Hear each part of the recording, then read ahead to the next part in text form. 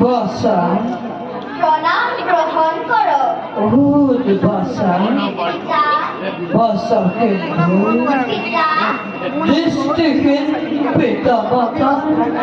অসমর্থ কসন বসা হলো তোর মুখে কি মান্দর পালহি আমি দারুয়াই বসা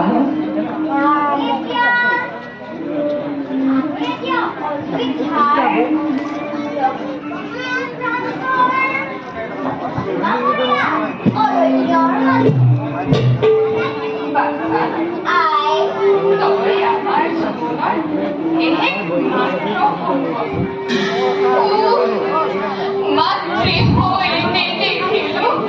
নিকুঞ্জর মুখ